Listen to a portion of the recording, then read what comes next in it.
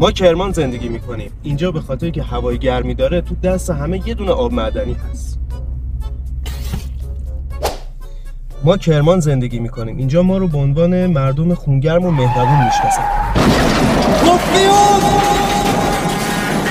ما کرمان زندگی میکنیم. هر موقع بیکار میشیم میریم قهوه میکنیم.